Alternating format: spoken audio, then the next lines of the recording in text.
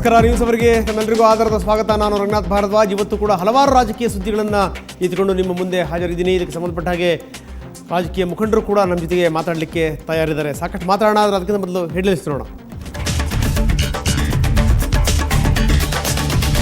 ಬಯಲಾಯಿತು ಸ್ವಾಮೀಜಿಗಳ ಆತ್ಮಹತ್ಯೆ ಕಾರಣ. ಚೌಳಿ ಮಠದಲ್ಲಿ ಅಂತಿಮ ನಿರ್ಧಾರದ ಚಿತ್ರೀಕರಣ. ಗುರುವಿನ ಜೊತೆ ಕೈಲಾಸವಾಸಿಗಳಾಗಲು ಇಚ್ಛಾ ಮರಣ.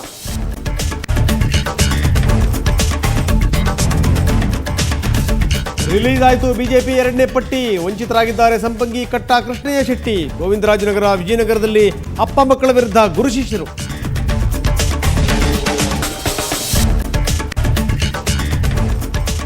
ಹೊಸಕೋಟೆಯಲ್ಲಿ ನಕಲಿ ವೋಟರ್ಸ್ ಕಾಟ. ಬಿಜಾಪುರದಲ್ಲಿ ಕಾಂಗ್ರೆಸ್ನಿಂದ ಭರ್ಜರಿ ಬಾಡೂಟ. ಬೆಳಗಾವಿಯಲ್ಲಿ ಪತ್ತೆಯಾಯಿತು ಅಕ್ರಮ ಎಣ್ಣೆ ಸಾಗಾಟ.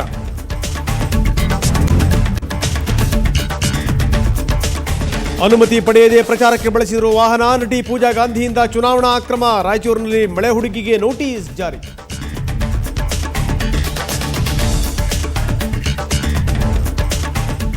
Gas tanker ಪಲ್ಟಿ. ಮುಗಿಲೆತ್ತರಕ್ಕೆ ಬೆಂಕಿಯ ಕೆನ್ನಾಲಿಗೆ. 7 ಮಂದಿ ಸುಟ್ಟು ಕರಕಲಾದರು ಅಗ್ನಿಗೆ. ಸುತ್ತಲಿನ ಮನೆ ತೋಟಕ್ಕೆಲ್ಲ ಹೊಗೆ.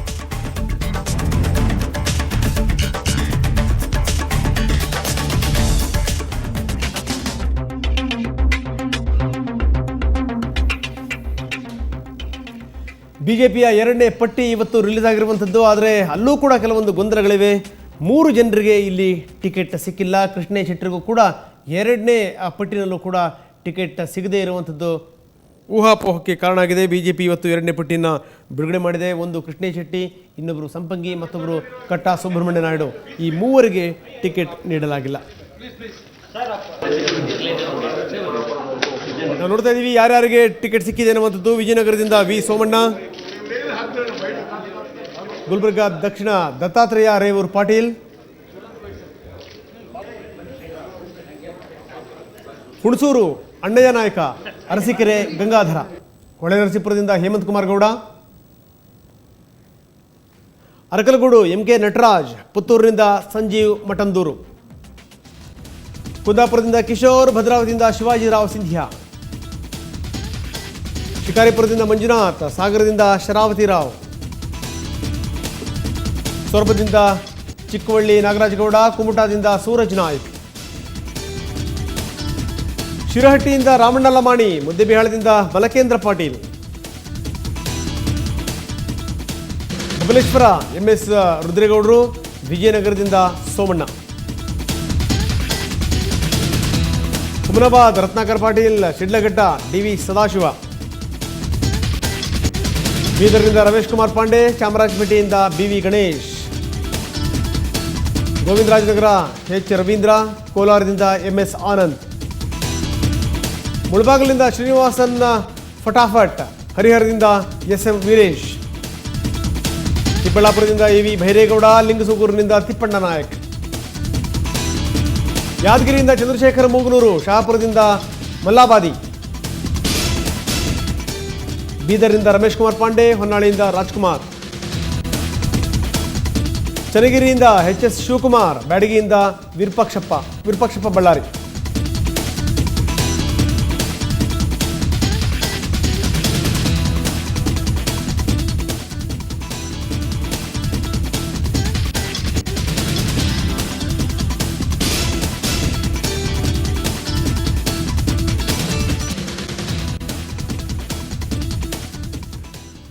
ಬನ್ನಿ, ಪಟ್ಟಿಯ ಬಗ್ಗೆ ಮಾತಾಡಲಿಕ್ಕೆ ವಿಧಾನ ಪರಿಷತ್ ಸದಸ್ಯ, ದಲಿತ ಮುಖಂಡ, ಬಿಜೆಪಿಯ ಹಿರಿಯ ನಾಯಕ DS ವೀರಯ್ಯ ನಮ್ಮೊಂದಿಗೆ ನೇರ ಸಂಪರ್ಕದಲ್ಲಿದ್ದಾರೆ. ವೀರಯ್ಯನವರೇ, ಪಟ್ಟಿಯನ್ನು ನೋಡಿದ್ರಿ, ಏನು ಅನ್ನಿಸ್ತಾ ಇದೆ? ಯಾಕಂದರೆ ಇಲ್ಲೂ ಕೂಡ ಕೆಲವೊಂದು ಗೊಂದಲಗಳು ಕಾಡ್ತಾ ಇದೆ. ಉದಾಹರಣೆಗೆ ನಾನು ಹೇಳಬೇಕು ಅಂತಂತಂದರೆ, ಚಾಮರಾಜಪೇಟೆಯಿಂದ ನೇಸರ್ಗಿಯವರು ಬಹಳ ಉತ್ಸುಕರಾಗಿದ್ದರು ಟಿಕೆಟ್ ಸಿಕ್ಕತ್ತೆ ಅಂತ. ಅವ್ರಿಗೆ ಸಿಕ್ಕಿಲ್ಲ. ಕೆಲವೊಂದು ಏರುಪೇರುಗಳು ಕೂಡ ಆಗಿದೆ. ಎಲ್ಲೊಂದು ಕಡೆಗೆ ವಿಜಯನಗರದಿಂದ ಮತ್ತು ಪಕ್ಕದ ಗೋವಿಂದರಾಜನಗರ ಕ್ಷೇತ್ರದಿಂದ ಗುರು ಶಿಷ್ಯರಿಗೆ ಸೋಮಣ್ಣಂಗೆ ಮತ್ತು ರವೀಂದ್ರಿಗೆ ಟಿಕೆಟ್ ಸಿಕ್ಕಿರುವಂಥದ್ದು. ಅಲ್ಲಿ ಲಕ್ಷ್ಮೀನಾರಾಯಣ ಅವರ ಹೆಸರು ಮಿಸ್ ಆಗಿರುವಂಥದ್ದು. ಏನೋ ಮಿಸ್ ಹೊಡಿತಾ ಇದೆ ಅಂತ.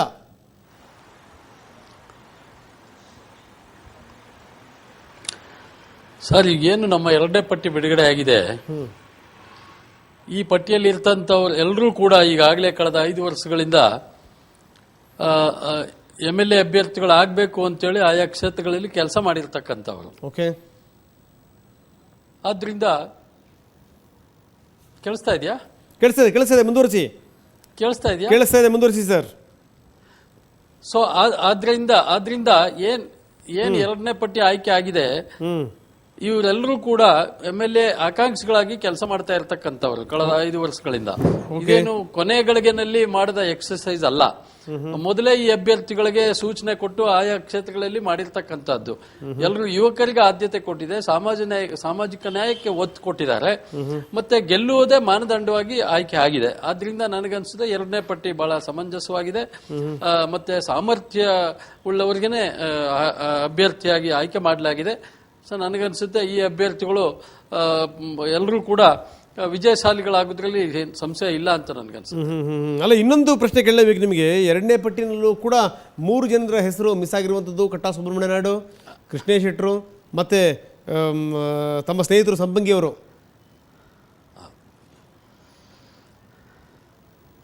ರಂಗನಾಥ್ ಅವರೇ, ತಮಗೆ ಗೊತ್ತಿದೆ, ನಾವು ಈಗಾಗಲೇ ನಮ್ಮ ರಾಜ್ಯದ ಅಧ್ಯಕ್ಷರು ಮತ್ತೆ ರಾಷ್ಟ್ರೀಯ ನಾಯಕರು ಕೂಡ ಹೇಳಿದ್ದಾರೆ, ಕಳಂಕಿತರಿಗೆ, ಜೈಲಿಗೆ ಹೋಗಿದವರಿಗೆ ಅಭ್ಯರ್ಥಿಗಳನ್ನು ಮಾಡುವುದಿಲ್ಲ ಅಂತ ಹೇಳಿ. ಸೊ ಆ ನಿಟ್ಟಿನಲ್ಲಿ ಅವರು 3 ಜನಕ್ಕೂ ಕೂಡ ಟಿಕೆಟ್ ಕೊಡುವಲ್ಲಿ ಸ್ವಲ್ಪ ಆಲೋಚನೆ ಮಾಡ್ತಿದ್ದಾರೆ. ನನಗನ್ಸುತ್ತೆ ಆ 3 ಕೂಡ ಈ ಬಾರಿ ಚುನಾವಣೆಯಲ್ಲಿ ಅವಕಾಶ ಸಿಗುವುದಿಲ್ಲ ಅಂತ ನನ್ನ ಭಾವನೆ. ಆದ್ರೆ ಯಾವ ಅಪರಾಧಿ ಅಂತ ಪ್ರೂವ್ ಆಗಿದೆಯೋ ಅವರಿಗೆ ನಿಶ್ಚಿತವಾಗಿ ಟಿಕೆಟ್ ಕೊಡುವ ಅವಕಾಶ ಇಲ್ಲ. ಆದ್ರೆ ಯಾರ ಮೊಕದ್ದಮೆ ಹಂತದಲ್ಲಿ ಇದೆಯೋ ಅಥವಾ ಇನ್ನೂ ಪ್ರೂವ್ ಆಗಿಲ್ವೋ, ಕನ್ವಿಕ್ಟ್ ಆಗಿಲ್ವೋ ಅಂತವ್ರಿಗೆ ಅವಕಾಶ ಸಿಗುದ್ರಲ್ಲಿ ಯಾವುದೇ ಸಂಶಯ ಇಲ್ಲ ಅಂತ. ಓಕೆ, ಈಗ ಸಂಪಂಗಿಯವ್ರ ಕತೆ ಬಿಟ್ಬಿಡಿ. ಸಂಪಂಗಿಯವ್ರದ್ದು ಅದೊಂದು ದೊಡ್ಡ ಕತೆ. ಅದು 50,000 ರೂಪಾಯಿ ಲಂಚ ಹೊಡಿಬೇಕಾದ್ರೆ ನೇರವಾಗಿ ಅವರು ಲೋಕಾಯುಕ್ತರಿಂದ ಟ್ರ್ಯಾಪ್ ಆಗಿದ್ರು. ಅದಾದ ನಂತರದ ಬೆಳವಣಿಗೆಗಳು ತಮಗೆ ಗೊತ್ತಿರುವಂಥ ಸಂಗತಿ. ಕಟ್ಟಾ ಸುಬ್ರಹ್ಮಣ್ಯ ನಾಯ್ಡು ಅವ್ರದ್ದು ಒಂದು ಕೇಸು. ಇನ್ನೊಂದು ಕೃಷ್ಣೇಶ್ ಶೆಟ್ಟರು. ತಾವು ಹೇಳಿದ್ರಿ ಏನು ಅಂತಂದ್ರೆ ಅಪರಾಧಿ ಅಂತ ಸಾಬೀತಾದಂಥವ್ರು ಟಿಕೆಟ್ ಇಲ್ಲ ಅಂತ. ಇವ್ರು ಯಾರೋ ಅಪರಾಧಿಗಳು ಅಂತ ಹೇಳ್ಬಿಟ್ಟು ಸಾಬೀತಾಗಿಲ್ಲ, ಅದು ತಮ್ಗೆ ಗೊತ್ತಿರುವಂಥ ಸಂಗತಿ. ಇವತ್ತು ಮಾಲೂರಿನಲ್ಲಿ ಏನಾದರೂ ಬಿಜೆಪಿ ಉಳ್ಕೊಂಡಿದೆ ಅಂದ್ರೆ ಕೃಷ್ಣೇಶ್ ಶೆಟ್ಟರಿಂದ. ಸೊ ಇಂಥ ಸಂದರ್ಭ ಕೃಷ್ಣೇಶ್ ಶೆಟ್ಟರಿಗೆ ಕೈ ಎತ್ತಿಬಿಟ್ರೆ ಬಹುಶಃ ಬಿಜೆಪಿ ಕಥೆ ಏನಾಗಬೇಕು? ಇಲ್ಲ, ಖಂಡಿತ ಕೃಷ್ಣಯ್ಯ ಶೆಟ್ಟರಿಂದ ಬಿಜೆಪಿ ಉಳ್ಕೊಂಡಿಲ್ಲ, ಬಿಜೆಪಿಯಿಂದ ಕೃಷ್ಣಯ್ಯ ಶೆಟ್ಟರ್ ಉಳ್ಕೊಂಡಿದ್ದಾರೆ. ಪಕ್ಷ ಇಲ್ಲಿ ಮುಖ್ಯ, ವ್ಯಕ್ತಿ ಅಲ್ಲ.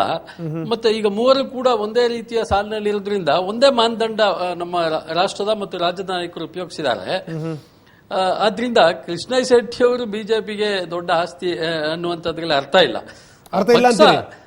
ಅವ್ರಿಗೊಂದು ಅವಕಾಶ ಕೊಟ್ಟಿತ್ತು, ಅವರು ಎರಡನೇ ಬಾರಿ ಈಗ ಕೃಷ್ಣಯ್ಯನವ್ರನ್ನ ಹೊರತುಪಡಿಸಿ ಬಿಜೆಪಿಗೆ ಅಲ್ಲಿ ಅಸ್ತಿತ್ವ ಇದೆಯಾ ಅನ್ನುವಂಥದ್ದು ನನ್ನ ಪ್ರಶ್ನೆ. ಕೃಷ್ಣಯ್ಯನವರು ಹೊರತುಪಡಿಸಿ ಬಿಜೆಪಿ ಅಸ್ತಿತ್ವ ಎಲ್ಲಿದೆ ಅಲ್ಲಿ ಅಂತ. ಕಳೆದ ಬಾರಿ ದಾಖಲೆ ಮತಗಳಿಂದ ಗೆದ್ದಿದ್ರು ಕೃಷ್ಣಯ್ಯ ಶೆಟ್ಟರು. ಅದ್ಯಾವುದು ಕೂಡ ಪರಿಗಣಿಸ್ತಿಲ್ಲ ನೀವು. ರಂಗನಾಥ್ ಅವರೇ, ಇಲ್ಲಿ ನಮ್ಮ ಪಕ್ಷದಲ್ಲಿ ವ್ಯಕ್ತಿ ಮುಖ್ಯ ಅಲ್ಲ, ಪಕ್ಷ ಮುಖ್ಯ. ಕಾರ್ಯಕರ್ತರಿದ್ದಾರೆ, ಅನೇಕರು ಕೌನ್ಸಿಲರ್ ಆಗಿದ್ರು, ZP ನಮ್ಮ ವಶವಾಗಿತ್ತು. ಈಗಲೂ ಇತ್ತೀಚಿನ ನಡೆದ ಸ್ಥಳೀಯ ಸಂಸ್ಥೆಗಳಲ್ಲೂ ಕೂಡ 12 ಮಂದಿ ಸದಸ್ಯರು ಆಯ್ಕೆ ಆಗಿ ಬಂದಿದ್ದಾರೆ. ಆದ್ರಿಂದ ಇದು ಕೇವಲ ಕೃಷ್ಣಯ್ಯ ಶೆಟ್ಟಿ ಅವರಿಂದ ಅಂತ ನಾನು ಹೇಳುವುದಿಲ್ಲ, ಪಕ್ಷದಿಂದ, ಪಕ್ಷದ ಕಾರ್ಯಕರ್ತರಿಂದ. ಈಗ ಇಡೀ ಮಾಲೂರಿನಲ್ಲಿ ಕಾರ್ಯಕರ್ತರಿದ್ದಾರೆ, ಮತದಾರರಿದ್ದಾರೆ. ಆದ್ರಿಂದ ಕೃಷ್ಣಯ್ಯ ಶೆಟ್ಟರಿಗೆ ಕೊಟ್ರೆ ಮಾತ್ರ ಅಲ್ಲಿ ಗೆಲುವು ಸಾಧ್ಯ ಅಥವಾ ಅವರಿಗೆ ಪರ್ಯಾಯ ಅಭ್ಯರ್ಥಿ ಇಲ್ಲ ಅಂತಲ್ಲ, ಖಂಡಿತ ಪರ್ಯಾಯ ಅಭ್ಯರ್ಥಿಗಳಿದ್ದಾರೆ. ಸೊ ಅದೇ ಪರ್ಯಾಯ ಅಭ್ಯರ್ಥಿಗಳಿದ್ದಾರೆ ಅಂದ್ರೆ ಅವರು ಟಿಕೆಟ್ ಸಿಗಲ್ಲ ಮುಂದಿನ ಪಟ್ಟಿಯಲ್ಲಾದ್ರೂ ಕೂಡ ಅವರಿಗೆ ಟಿಕೆಟ್ ಸಿಗಲ್ಲ ಅನ್ನುವಂತ ಮಾತ್ರ ಹೇಳ್ತಾ ಇದೀರಿ ನೀವು. ಅಲ್ಲ, ಈಗ ನಮ್ಮ ರಾಜ್ಯದಲ್ಲಿ ಒಂದು ತೀರ್ಮಾನ ತಗೊಂಡಿದೆ, ಕಳಂಕಿತರಿಗೆ ಈ ಬಾರಿ ಸ್ಪರ್ಧೆಗಿಳಿಸುವುದಿಲ್ಲ ಅಂತೇಳಿ. ಆದ್ರೆ ಹೈಕಮಾಂಡ್ ಯಾವುದೇ ನಿರ್ಣಯ ತಗೊಂಡ್ರು ಕೂಡ ಅದಕ್ಕೆ ನಾವು ಭದ್ರಾಗಿರ್ಬೇಕಾಗ್ತದೆ. ಅಲ್ಲ, ಯಾರನ್ನ ನೀವು ಕಳಂಕಿತರು, ಯಾರನ್ನ ಕಳಂಕಿತರಲ್ಲ ಅಂತ ಕನ್ಸಿಡರ್ ಮಾಡ್ತೀರಿ? ಹಾಗೆ ನೀವು ಕಳಂಕಿತರಿಗೆಲ್ಲ ಟಿಕೆಟ್ ಕೊಡಲ್ಲ ಅನ್ನೋದಾದ್ರೆ ಬಿಜೆಪಿಯ ಮುಖಾಂತರ ಜನಕ್ಕೆ ಟಿಕೆಟ್ ಕೊಡಬಾರ್ದು ನೀವು. ಅದು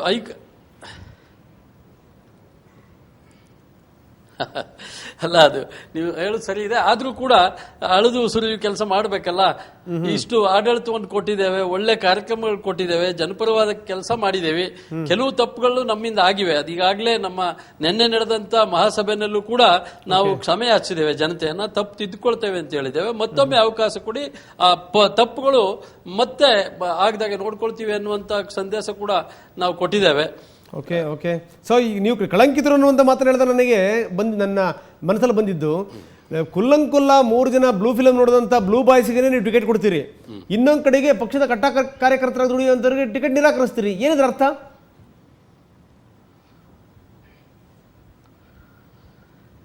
ಸರ್, ಈಗ ತಮಗ್ ಗೊತ್ತು ಅದು ಕೂಡ ತನಿಖೆ ಹಂತದಲ್ಲಿದೆ. ಅದು ಇವ್ರದ್ದು ಕೂಡ ತನಿಖೆ ಹಂತದಲ್ಲಿದೆ. ಒಬ್ಬರಿಗೆ ಕನ್ವಿಕ್ಟ್ ಆಗಿದೆ, ಹೈಕೋರ್ಟ್ ಅವರಿಗೆ ಸ್ಟೇ ಕೊಟ್ಟಿದೆ. ಇದೆಲ್ಲವನ್ನು ಕೂಡ ಒಂದು ರಾಷ್ಟ್ರೀಯ ಪಕ್ಷವಾಗಿ ಚುನಾವಣೆ ದೃಷ್ಟಿನಲ್ಲಿ ಅದನ್ನೆಲ್ಲ ನಾವು ಪರಿಶೀಲಿಸಬೇಕಾಗ್ತದೆ. ಏಕಾಏಕಿ ಒಬ್ಬ ಅಪರಾಧಿ ಅಂತ ಕೂಡಲೇ ಅವನು ಗಲ್ಲಿಗೇರಿಸೋದಲ್ಲ. ಅವನಿಗೆ ತಪ್ಪಿತಸ್ಥ ಅಂತ ಕೋರ್ಟ್ ತೀರ್ಮಾನ ಆದ್ಮೇಲೆ ಈ ಪಕ್ಷದ ಜವಾಬ್ದಾರಿ ಅಂತವ್ರಿಗೆ ಟಿಕೆಟ್ ಕೊಡ್ಬೇಕಾ ಬೇಡವಂತ ಅನ್ನುವಂತದ್ದು ತೀರ್ಮಾನ ಪಕ್ಷಕ್ಕಿದೆ. ಸೊ ಹಾಗಾಗಿ ಬ್ಲೂ ಫಿಲಂ ನೋಡಿದವ್ರಿಗೆ ಮತ್ತೆ ಈ ಜೈಲ್ಗೆ ಹೋದವ್ರಿಗೆ ನಾವು ಹೋಲಿಕೆ ಮಾಡೋದಕ್ಕಾಗಲ್ಲ. ಹಾಗಾಗಿ ಬ್ಲೂ ಫಿಲಂ ನೋಡಿದಂಥವ್ರು ಕೂಡ ಅವರು ಕೂಡ ತನಿಖೆ ಹಂತದಲ್ಲಿದೆ. ಅವ್ರನ್ನ ತಪ್ಪಿತಸ್ಥರಲ್ಲ ಅಂತ ತೀರ್ಮಾನ ಆಗಿದೆ. ಕೇವಲ ಮಾಧ್ಯಮದಲ್ಲಿ ಬಂತು ಒಂದು ಮಾತ್ರಕ್ಕೆ ಅವರಿಗೆ ಟಿಕೆಟ್ ವಂಚನೆ ಮಾಡಿದ್ರೆ ಆಯಾ ಕ್ಷೇತ್ರಗಳೆಲ್ಲ ಜನತೆ ಮನಸ್ಸು ಕೂಡ ನಾವು ಅರ್ಥ ಮಾಡ್ಕೊಳ್ಬೇಕಲ್ಲ ರಂಗನಾಥ್ ಅವರೇ. ಓಕೆ, ಸೊ ಹಾಗಾದ್ರೆ ಈಗ ಒಂದು ಪಕ್ಷ ಅಲ್ಲ, ಒಂದು ಯೋಚನೆ ಮಾಡೋಣ. ಒಂದು ಪಕ್ಷ ಯಡಿಯೂರಪ್ಪನವ್ರು ನಿಮ್ಮ ಪಕ್ಷದಲ್ಲಿ ಇದ್ದಿದ್ರೆ ಅವ್ರಿಗೆ ಟಿಕೆಟ್ ಕೊಡ್ತಿರ್ಲಿಲ್ವಾ ಹಾಗಾದ್ರೆ ನೀವುಗಳು?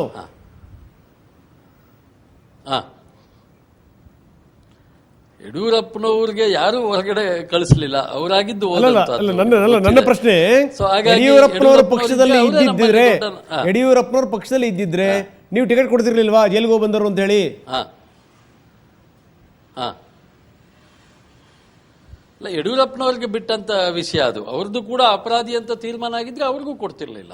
ಓಕೆ ಓಕೆ ಆಯ್ತು. ಈಗ ಅವ್ರದ್ದು ಕೂಡ ಎಲ್ಲೂ ಕೂಡ ಅಪರಾಧಿ ಅಂತ ತೀರ್ಮಾನ ಆಗಿಲ್ಲ. ಒಂದು ಕೋರ್ಟ್ ಅಪರಾಧಿ ಅಂದ್ರೆ ಮತ್ತೊಂದು ಕೋರ್ಟ್ ನಿರಪರಾಧಿ ಅಂತದೆ. ಆದ್ರಿಂದ ಅದು ಕೂಡ ನಾವು ಅಕಸ್ಮಾತ್ ಅವ್ರು ಇದ್ದಿದ್ರೆ ಖಂಡಿತ ಟಿಕೆಟ್ ಸಿಕ್ತಿತ್ತು ಅವ್ರಿಗೆ ಕೊಡ್ತಾ. ಓಕೆ ಓಕೆ ಈಗ ನನ್ನ ಪ್ರಶ್ನೆಯಲ್ಲಿ ಯಾವ್ಯಾವ ಫ್ಯಾಕ್ಟರಿಗಳು ವರ್ಕ್ ಆಗಿದೆ ಅನ್ನುವಂಥದ್ದು. ಇಲ್ಲಿ ಸೋಮಣ್ಣನ ಫ್ಯಾಕ್ಟರಿ ಎಷ್ಟರ ಮಟ್ಟಿಗೆ ವರ್ಕ್ ಆಗಿದೆ, ಅನಂತಕುಮಾರ್ ಫ್ಯಾಕ್ಟರಿ ಎಷ್ಟರ ಮಟ್ಟಿಗೆ ವರ್ಕ್ ಆಗಿದೆ, DS ವೀರೇನವರ ಫ್ಯಾಕ್ಟರಿ ಎಷ್ಟರ ಮಟ್ಟಿಗೆ ವರ್ಕ್ ಆಗಿದೆ ಪಟ್ಟಿನಲ್ಲಿ? ಸರ್, ಇಲ್ಲಿ ಭಾರತೀಯ ಜನತಾ ಪಾರ್ಟಿನಲ್ಲಿ ಆ ರೀತಿಯ ವ್ಯಕ್ತಿಗತ ಫ್ಯಾಕ್ಟರ್ಸ್ ಇಲ್ಲ. ಅದಕ್ಕೊಂದು ಸಮಿತಿ ಇದೆ, ಮತ್ತೆ ಹೈಕಮಾಂಡ್ ಕೂಡ ಕಣ್ಣಿಟ್ಟು ಕಾಯ್ತದೆ. ಹಾಗಾಗಿ ಇಲ್ಲಿ ಅವರಾಗಿಷ್ಟು ಟಿಕೆಟ್, ಅವರ ಅಭ್ಯರ್ಥಿಗಳಿಗಿಷ್ಟು ಅನ್ನುವಂತ ಒಂದು ಫ್ಯಾಕ್ಟರ್ಸ್ ಮತ್ತೆ ಒಂದು ಆ ರೀತಿಯ ಗುಂಪುಗಾರಿಕೆಯ ಒಂದು ಅಭ್ಯರ್ಥಿ ಆಯ್ಕೆ ಗುಂಪುಗಾರಿಕೆ ಆಗ್ಲಿಲ್ಲ. ಈ ಕಾಂಗ್ರೆಸ್ನಲ್ಲಿ ಇದೆ ಅದು. ಕಾಂಗ್ರೆಸ್ನಲ್ಲಿ ಸಿದ್ದರಾಮಯ್ಯನವರ ಅಭ್ಯರ್ಥಿ, ಪರಮೇಶ್ವರ್ ಅವರ ಅಭ್ಯರ್ಥಿಗಳು, ಈ ರೀತಿ ಅನೇಕ ಗುಂಪುಗಳ ಅಭ್ಯರ್ಥಿಗಳು ನಮ್ಮ ಗುಂಪನ್ನ ಬಲಪಡಿಸ್ಕೋಬೇಕು ಅನ್ನುವಂಥದ್ದು ಪತ್ರಿಕೆಯಲ್ಲಿ ಮಾಧ್ಯಮ ಬಂದಿರತಕ್ಕಂಥ ನಾವು ನೋಡಿದ್ದೇವೆ. ಆದ್ರೆ ಭಾರತೀಯ ಜನತಾ ಪಾರ್ಟಿನಲ್ಲಿ ಇದುವರೆಗೂ ಕೂಡ ಆ ರೀತಿಯ ಜಗದೀಶ್ ಶೆಟ್ಟರ್ ಗುಂಪು, ಅನಂತಕುಮಾರ್ ಗುಂಪು, ಸದಾನಂದ ಗುಂಪು, ಈಶ್ವರಪ್ಪನವ್ರ ಗುಂಪು ಅಂತ ಹೇಳುವಂತದ್ದು ಯಾವುದೇ ಮಾಧ್ಯಮದಲ್ಲೂ ಕೂಡ ಬಂದಿಲ್ಲ. ಆ ರೀತಿಯ ಗುಂಪುಗಾರಿಕೆ ಇಲ್ಲಿಲ್ಲ. ಯಾವುದೇ ಫ್ಯಾಕ್ಟರ್ಸ್ ಆ ರೀತಿ ಕೆಲಸ ಮಾಡಲಿಲ್ಲ. ಅಭ್ಯರ್ಥಿ ಆಯ್ಕೆನಲ್ಲಿ ಸರ್ವಸಮ್ಮತವಾದ ಅಭ್ಯರ್ಥಿಯನ್ನು ಆಯ್ಕೆ ಮಾಡಿದ್ದಾರೆ. ಗೆಲ್ಲುವುದನ್ನ ಮಾನದಂಡವಾಗಿ ಇಟ್ಕೊಂಡಿದ್ದಾರೆ. ಮತ್ತೆ ಸಾಮಾಜಿಕ ನ್ಯಾಯವನ್ನ ಮಾನದಂಡವಾಗಿ ಇಟ್ಕೊಂಡು ಈ ಸಾರಿ ಎರಡೂ ಪಟ್ಟಿಯಲ್ಲೂ ಕೂಡ ನ್ಯಾಯ ಒದಗಿಸಿಕೊಟ್ಟಿದ್ದಾರೆ ಅಂತ ಅನ್ನುವಂಥದ್ದು. ಮತ್ತೆ ಮೂಲತಃ ಕಾರ್ಯಕರ್ತರಾಗಿದ್ದು ಪಕ್ಷಕ್ಕೆ ತ್ಯಾಗ ಮಾಡಿದಂಥವರು, ಪಕ್ಷ ಕಟ್ಟುವಲ್ಲಿ ಭಾಗಿಯಾಗಿದ್ದಂಥವ್ರಿಗೆ ಹೆಚ್ಚಿನ ಮಂದಿಗೆ ಈ ಸಾರಿ ಸಿಕ್ಕಿದೆ. ಆ ಒಂದು ಸಮಾಧಾನ ಈ ಪಕ್ಷಕ್ಕಿದೆ. ಓಕೆ ಓಕೆ ವೀರೇನ್ ಅವರ ಇಲ್ಲಿ ತನಕ ಒಂದು ಸಾಕಷ್ಟು ಮಾತಾಡಿದ್ರಿ, ತಮಗೆ ಧನ್ಯವಾದ. Thank you very much. So ಇದು DS ವೀರೇನ್ ಅವರ ಮಾತು. ಅಳದು ತೂಗಿ ನಾವು ಟಿಕೆಟನ್ನು ಕೊಟ್ಟಿದ್ದೀವಿ. ಯಾವುದೇ ವ್ಯಕ್ತಿಯಿಂದ ಪಕ್ಷ ನಿಂತಿರುವಂಥದ್ದಲ್ಲ, ಪಕ್ಷದಿಂದ ವ್ಯಕ್ತಿಗಳಿದ್ದಾರೆ ಅನ್ನೋದನ್ನು ಮರೆಯಬಾರದು ಅನ್ನುವಂಥದ್ದು. ಆದರೆ ಎಲ್ಲೋ ಒಂದು ಕಡೆಗೆ ಸಾಕಷ್ಟು ಗೊಂದಲಗಳು ಕೂಡ ಈ ಪಟ್ಟಿನಲ್ಲಿವೆ. ಆದರೆ ವೀರೇನ್ ಅವರನ್ನು ಸಮರ್ಥನೆ ಮಾಡ್ಕೊಳ್ತಾರೆ. ಯಾರ್ಯಾರು ಕಟ್ಟಾ ಕಾರ್ಯಕರ್ತರಿದ್ದಾರೆ ಆ ಕಟ್ಟಾ ಕಾರ್ಯಕರ್ತರನ್ನು ಗುರುತಿಸಿ ನಾವು ಕೊಟ್ಟಿರುವಂಥದ್ದು ಅಂತ. ಆದರೆ ಇಲ್ಲಿ ಗಮನಿಸಬೇಕಾದಂಥ ಸಂಗತಿ ಅಂತಂದರೆ ಕೃಷ್ಣೇಶ್ ಶೆಟ್ಟಿ, ಸಂಪಂಗಿ ಮತ್ತು ಕಟ್ಟಾ ಸುಬ್ರಹ್ಮಣ್ಯ ನಾಯ್ಡು ಅವರಿಗೆ ಟಿಕೆಟ್ ತಪ್ಪಿರುವಂಥದ್ದು. ಬಹುಶಃ ಮುಂದಿನ ಪಟ್ಟಿಯಲ್ಲಿ ಇಬ್ಬರ ಹೆಸರು ಸೇರ್ಪಡೆ ಆಗ್ಬೋದು. ಸಂಪಂಗಿಯವರ ಬದಲಾಗಿ ಸಂಪಂಗಿಯವರ ತಾಯಿಯನ್ನು ಕಣಕ್ಕಿಳಿಸುವಂಥ ನಿಟ್ಟಿನಲ್ಲಿ ಏನಾದರೂ ಒಂದು ಮನವಿಯನ್ನು ಮುಂದಿಟ್ಟಿದ್ದಾರೆ ಅನ್ನುವಂಥ ಮಾಹಿತಿ ಇದೀಗ ಲಭ್ಯವಾಗಿದೆ. ಬಹುಶಃ ಈ ಮೂರು ಜನಕ್ಕೆ ಬೇರೆ ಬೇರೆ ರೀತಿಯಲ್ಲಿ ಮುಂದಿನ ದಿನಗಳಲ್ಲಿ ಟಿಕೆಟ್ ಸಿಕ್ಕರೆ ಆಶ್ಚರ್ಯ ಇಲ್ಲ. ಸೊ ಇನ್ನು ಚೌಳಿ ಮಠದ ಬಗ್ಗೆ ಮಾತಾಡಬೇಕು. ಚೌಳಿ ಮಠದ ಸ್ವಾಮಿಗಳು ಸಾಯಲಿಕ್ಕೆ ಕಾರಣ ಏನು, ಆತ್ಮಾಹುತಿಗೆ ಕಾರಣ ಏನು, ಆತ್ಮಾಹುತಿಗೂ ಮೊದಲು ಅವರು ಎಲ್ಲದನ್ನು ಕೂಡ ರೆಕಾರ್ಡ್ ಮಾಡಿದ್ದಾರೆ. ಕ್ಯಾಮ್ರಾದಲ್ಲಿ ಎಲ್ಲವೂ ಕೂಡ ಚಿತ್ರೀಕರಣ ಆಗಿದೆ. ಅದರ ವಿವರಗಳೇನು ನಿಮಗೆ ತಿಳಿಸ್ತೀವಿ. ಅದಕ್ಕಿಂತ ಮೊದಲು ಪುಟ್ಟ ವಿರಾಮ.